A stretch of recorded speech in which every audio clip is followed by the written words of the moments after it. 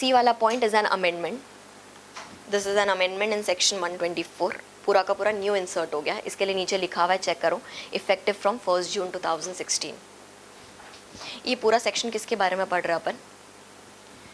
पूरा सेक्शन किसके बारे में पढ़ रहा है? ज्यूरिसडिक्शन। पहले तो ज्यूरिसडिक्शन पढ़ा कि वो कौन से एरिया के असेसी को टैप कर सकता है। उसके बाद में अपन ने डिस्प्यूट के बारे में पढ़ा। अगर डिस्प्यूट हो गया तो वो 4 लोग डिटरमाइन करेंगे वो डिस्प्यूट्स को। उसके बाद में अगर असेसी को क्वेश्चन करने का है तो वो कर सकता है, लेकिन कब तक कर सकता है? Only before the time limits. ठीक है, अभी नेक्स्ट चेक करो। Where a search is initiated under section 132, search is initiated under section 132, or books of accounts, other documents or any other assets are requisitioned under section 132A। 132A already discuss किया था। क्या कर रहे थे अपन? किससे books of accounts and documents मांग रहे थे? फ्रॉम, मैंने आपको एग्जांपल दिया था, एनी अदर डिपार्टमेंट, एक्साइज का एग्जांपल दिया था, बराबर। अगर ऐसा कोई भी सर्च हुआ है या फिर अपन ने वो सर्च का डिटेल्स कोई और डिपार्टमेंट से मांगा है, then within the expiry of 1 month from the date on which he was served with a notice, under section 153A1 और 153C2। ये 153A हो चुका है एंड 153C हो चुका है। 153A के अंदर क्या होने वाला? अपने ऊपर, खुद के ऊपर सर्च का प्रोसीडिंग्स होने वाला है। एंड 153C के अंदर क्या होने वाला है? जिसका सामान मिला था अपने पास में, उसके ऊपर अभी सर्च का प्रोसीडिंग्स होने वाला है। तो वो सर्च के प्रोसीडिंग्स के लिए अपन ने उसके ऊपर क्या सर्व किया होगा? नोटिस। जब भी वो नोटिस सर्व किया होगा, वो नोटिस के कितने टाइम के अंदर? विद इन 1 मंथ, और before completion of assessment which ever is earlier. ये सिमिलर पॉइंट्स किधर आया था? ये सिमिलर पॉइंट्स किधर आया था? अभी ऊपर आया था ना, फर्स्ट इसमें भी जाके चेक करो ना। विद इन 1 मंथ था, with in 1 month from service of notice था, और completion of assessment which ever is earlier. खाली ऊपर 2 सेक्शन था। कौन सा 2 सेक्शन था? 142(1)(2) था एंड 143(2). नेक्स्ट सेक्शन 132B, ये अपन ने नहीं पढ़ा, इसके ऊपर भी एक केस लॉ होने वाला है, अच्छा केस लॉ है। सेक्शन 132B के अंदर एक अमेंडमेंट भी आएगा, स्टार मार्क कर दो ये वाले सेक्शन को। एप्लीकेशन ऑफ रिटेन्ड एसेट्स, ये नाम से क्या लग रहा है? Application of retained assets. किसने एसेट्स रिटेन कर लिया था अपना? एओ, मतलब इनकम टैक्स अथॉरिटीज़ ने रिटेन कर लिया था। अभी एप्लीकेशन ऑफ रिटेन्ड एसेट्स मतलब एप्लीकेशन, उसको सेल कर सकता। अगर उसको कैश मिला उसको, तो उसमें से वो क्या पे ऑफ कर सकता? जो भी टैक्स लाइबिलिटी, इंटरेस्ट, पेनल्टी, वो सब। अगर उसको कोई भी इसमें मिला, मतलब other than cash, non monetary में मिला, तो क्या कर सकता है? उसको सेल करके निकाल सकता है। ठीक है, लेकिन अभी वो पैसा किसके लिए अप्लाई कर सकता है? ये वो उसका आउटसाइड लाइबिलिटीज़ वगैरह भी ये पे करेगा क्या? नहीं, इनकम टैक्स वाला क्या करेगा? खाली tax liabilities, government dues recover करेगा। तो चेक करो ना यहाँ पे क्या बोला। Assets seized under section 132 or requisitioned under section 132A may be adjusted against, mark करते जाओ, एग्जिस्टिंग लाइबिलिटी। उसके ब्रैकेट में कुछ लिखा हुआ है, एक्सक्लूडिंग एडवांस टैक्स पेएबल। ये एग्जिस्टिंग लाइबिलिटी मतलब डिटरमाइन हो चुका है या फिर करना बाकी है? डिटरमाइन ऑलरेडी हो चुका है, मतलब पेएबल है already under the income tax act. And the amount of liability, ये वाला पॉइंट इंपॉर्टेंट है, इसके ऊपर केस लॉ है। And the amount of liability determined on completion of assessment pursuant to a search, मतलब after search, including any penalty levied or interest payable in connection with such assessment and in respect of which such person is in default or deemed to be in default।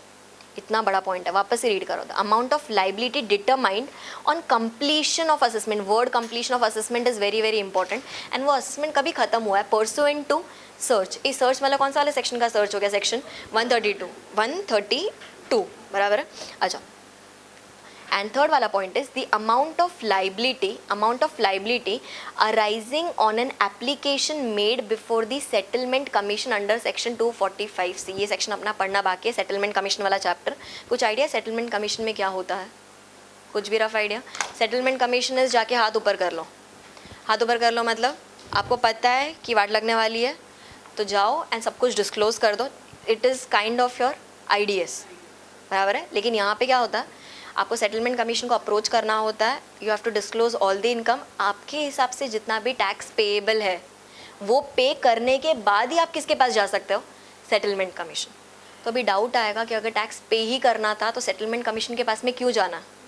आपका इतने साल का undisclosed income वगैरह होगा जिसके ऊपर जितना tax होगा उतने ही अमाउंट का इंटरेस्ट एंड पेनल्टी एक्रू हो जाता है। तो सेटलमेंट कमीशन के पास में पावर्स है, क्या पावर्स है? पेनल्टी को वेव या फिर रिड्यूस कर सकता है। समझ में आ रहा है? तो अगर सेटलमेंट कमीशन में गए वहाँ पे कुछ भी टैक्स पेएबल निकला तो वो भी किसमें से अपन माइनस कर सकता है फ्रॉम दी एसेट्स जो उसने रिटेन किया था. एसेट्स कभी रिटेन किया था उसने at the time of search. ठीक है, अभी सुन लो यहाँ पे केस लॉ क्या हुआ था.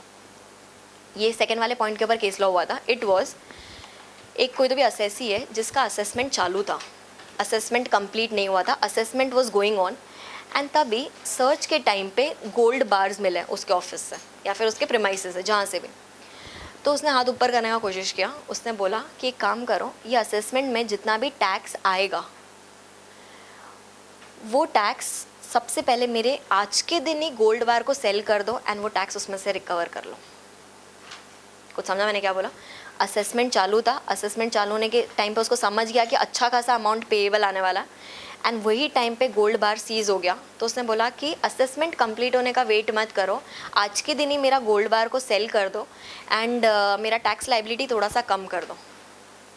तो वहाँ पे रेवेन्यू ने डिसाइड किया कि ठीक है, उसका गोल्ड बार जो भी सीज किया था उसको हम सेल कर सकते हैं, आज के दिन भी सेल कर सकते हैं, लेकिन वो कौन से वाले टैक्स लाइबिलिटी में से डिडक्ट होगा, जो आज के दिन अराइज हुआ है वो वाला या फिर जो असेसमेंट के बाद में अराइज होगा, असेसमेंट के बाद में. अभी थोड़ा सा सोचो, असेसी ऐसा क्यों बोल रहा है मेरा आज के दिन ही गोल्ड बार सेल कर दो? कौन सा मीटर बंद हो जाएगा उसका? Interest meter. समझ में आ रहा है? नहीं तो इंटरेस्ट मीटर कब तक चालू रहेगा? जब तक उसने पे नहीं किया. बराबर है. तो वो क्या बोल रहा है, मेरा एडवांस में गोल्ड बार्स को सेल कर दो, जो भी टैक्स है आज के दिन अप्लाई कर दो. तो वहाँ पे रेवेन्यू बोलता है कि दिस इज नॉट पॉसिबल. वो गोल्ड बार को सेल करके जो भी पैसा अप्लाई करेंगे वो सब कब हो सकता है? Only after completion of assessment. यहाँ इसके लिए यहाँ पे वर्ड इंपॉर्टेंट है, कंप्लीशन ऑफ असेसमेंट. समझ रहा है इतना? केस लॉ में आएगा, यहाँ पे कुछ भी लिखने का जरूरत नहीं, खाली ये वर्ड्स को इंपॉर्टेंट मार्क कर दो, कंप्लीशन ऑफ असेसमेंट. अच्छा, ये वाले सेक्शन के अंदर अमेंडमेंट किया था. अमेंडमेंट वाज पॉइंट नंबर 3, नया इंसर्ट हुआ था. पॉइंट नंबर 3 कौन सा वाला था? सेटलमेंट कमीशन में गया, वहाँ पे कुछ भी टैक्स रिकवर करना बाकी है तो वो भी ये एसेट्स में से रिकवर कर सकते हैं. नेक्स्ट, ये न्यूली इंसर्ट हुआ है, लेकिन ये प्रोविजंस अपन ऑलरेडी पढ़ चुके हैं. ये याद है ऊपर सर्वे हुआ था तो वो बुक्स ऑफ अकाउंट्स के ऊपर क्या प्लेस कर रहा था? अपना आइडेंटिफिकेशन मार्क्स. तो यहाँ पे भी सर्वे हो रहा है, लेकिन यहाँ पे सर्वे किसके लिए हो रहा था? For to check the compliance of TDS and TCS. तो यहाँ पे भी वो क्या प्लेस कर सकता है? He can place marks of identification, एक वो कर सकता है. फिर he can take extracts and copies, लेके जा सकता है. टेक एक्सट्रैक्ट्स एंड कॉपीज मतलब वो सीज कर रहा है क्या? नहीं, खाली ओके डिटेल्स लेके जा रहा है. फिर record the statement of any person. ये पॉइंट भी अभी आया था ना, वहाँ पे जो भी रहेगा उसका स्टेटमेंट ले सकता है. ठीक है, फिर उसके बाद में चेक करो नीचे जो पॉइंट आया वो अपन डिस्कस कर चुके हैं. However while acting under subsection 2A the income tax authority shall not impound and retain in his custody any books of accounts और डॉक्यूमेंट्स ब्ला ब्ला ब्ला और make an inventory of cash stock and other valuable articles. ये वाला point important है. He can not make an inventory of cash stock और other valuable articles. यहाँ पे वो किसके लिए आ रहा है? TDS TCS के लिए आ रहा है. TDS TCS के लिए आ रहा है तो वो बिल्कुल भी क्या चेक नहीं कर सकता आपका? Cash stock and other valuable. मतलब यहाँ पे वो खाली क्या चेक कर सकता है? आपका TDS TCS रिलेटिंग डिटेल्स. मतलब कहने से मैक्सिमम आपका बुक्स ऑफ अकाउंट्स चेक कर सकता है. फिर दूसरा आपका TDS रिलेटेड जो भी फाइल्स है वो सब चेक कर सकता है एंड कोई भी पर्सन को इंस्पेक्ट कर सकता है. उससे ऊपर और कुछ भी नहीं कर सकता. अच्छा, यहाँ पे एक और बोला है, वो बुक्स ऑफ अकाउंट्स को रिटेन भी नहीं कर सकता. ये रिटेन याद है अपन ने जब पढ़ा था सेक्शन 131 वगैरह के अंदर, वो रिटेन कर पा रहा था लेकिन सीज नहीं कर पा रहा था. यहाँ तो क्या बोल दिया है? रिटेन भी नहीं कर सकता, सीज तो बहुत दूर का बात है. इसके लिए वो क्या लेके जा रहा था? Extract copies. अपने ऑफिस से जेरोक्स लेके जा रहा था या फिर अपनी कॉपी से डिटेल्स बना के लेके जा रहा था. वो अपने ऑफिस में लेके जाके भी उसमें से कुछ चेक नहीं कर सकता. मतलब अपने प्रीमाइजेस में से क्या बाहर नहीं निकल सकता ये टाइम पे अपना books of accounts. So this is थोड़ा बहुत in favour of the assess. चलो